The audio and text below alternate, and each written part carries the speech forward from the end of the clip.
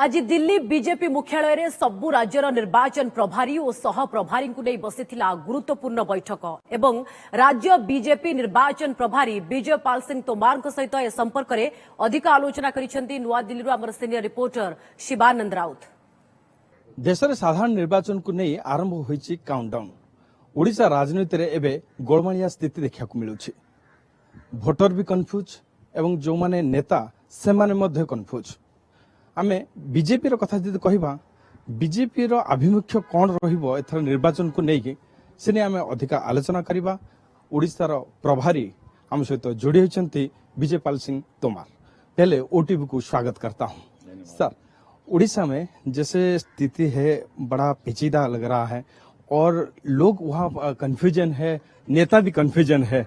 वो कंफ्यूजन आपको सर पता होगा।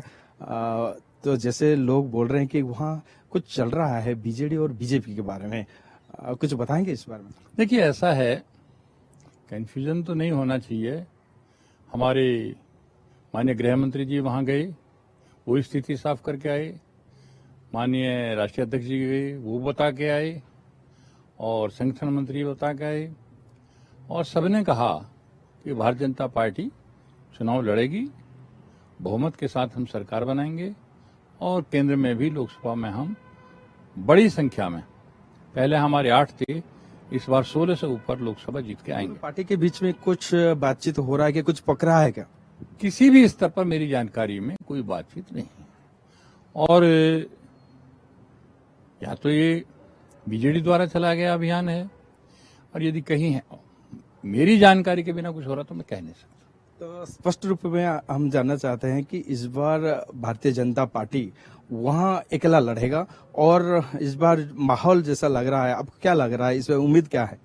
देखिए, मुझे तो माहौल भारतीय जनता पार्टी के पक्ष में है, और मैं तो इस स्पष्ट मत कहूं हम अकेले लड़ेंगे तो भारतीय जनता पार्टी की उड़ीसा में सरकार बनेगी, स्पष्ट बहुमत के साथ बनेगी, और केंद्र के लिए भी वहां 16 से अधिक लोकसभा सीट जीत कर आएंगी।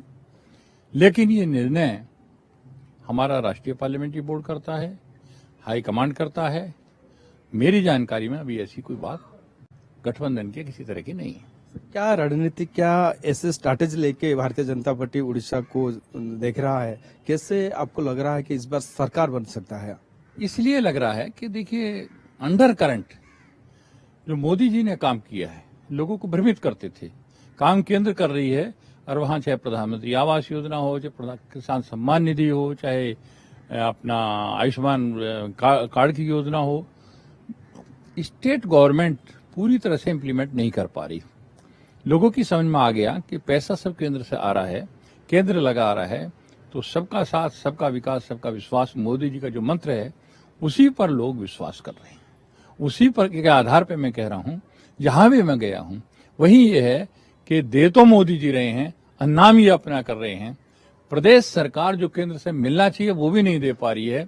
किसान सम्मान निधि में किसान परेशान हैं, कहीं कटनी छटनी में किसान की मंडियों में जो जाता है उनको धान वगैरह बिक नहीं पा रहे हैं। उधर कानून व्यवस्था बहुत खराब है। तीसरी बात, जो आयुष्मान योजना को वहां लागू नहीं कर रहे हैं, कह रहे हैं हमारी स्टेट की योजना। स्टेट का आदमी की बाहर जाएगा उसे तो कार्ड चलता नहीं है। उत्तर प्रदेश में भी तो स्टेट की योजना है, फिर भी लागू किया है। यदि गरीब को 5 लाख का सालाना मुफ्त इलाज मिलता है तो परेशानी क्या है स्टेट गवर्नमेंट को? ये सब चीज वहां की जनता समझ गई है, और वो तत्पर है और तैयार है कि मोदी जी की पार्टी यहां भी हो और वहां भी हो, डबल इंजन की सरकार बने। तो वहाँ का लोग तो तैयार है, आपको लग रहा है, आपका इंटरनल सर्वे भी बता रहा है कि आपका जो नेतृत्व वो कितना तैयार है? लेकिन पहले हम देखते थे आप लोग अटैकिंग मोड में रहते थे, बात करते थे मीडिया में और अटैक करते थे, अभी साइलेंट है आप लोग। नहीं, अभी तो हम लोगों ने वहां भी, और अभी कल परसों रक्षा मंत्री गए थे वहां भी, कोई ऐसा तो नहीं है कि यदि अटैकिंग मूड में नहीं होते तो हम इस बात को क्यों कहते कि प्रदेश सरकार वहां काम ठीक से नहीं कर रही है, केंद्र की योजनाओं का ठीक से लागू नहीं किया जा रहा है। तो ऐसा कुछ नहीं है। लेकिन उसके बाद भी मैं ये कहता हूं, ये सब कार्य केंद्र नेतृत्व पे छोड़ा जाता है। हम लोग तो केवल केंद्र से जो निर्देश हुए हैं, जो चुनाव के लिए तैयारियां हैं, उसको इम्प्लीमेंट करने का काम। और एक बात है कि 370 जो टारगेट है आप लोग का सारा देश में, उड़ीसा को लेकर आप क्या कहेंगे, कितना अचीव कर सकते हैं? मैं तो कह रहा हूं देश में 370 और एनडीए 400 पार, और उड़ीसा में हम 16 से अधिक सांसद जीत के आएंगे।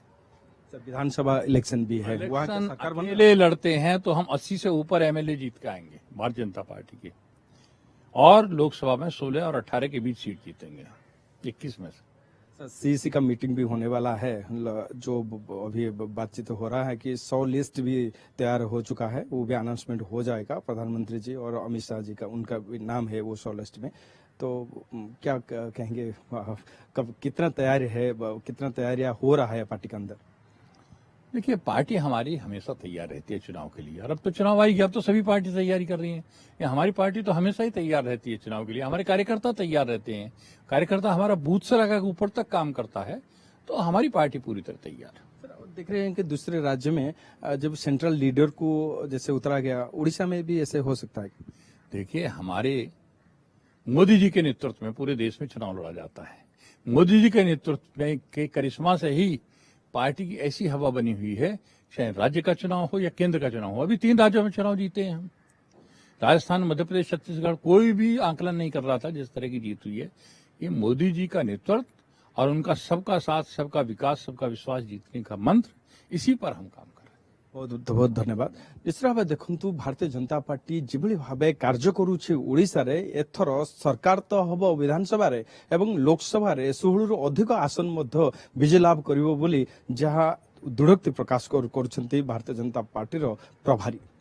नुआ Delhi camera person Gopal Shivanand Raut, OTV.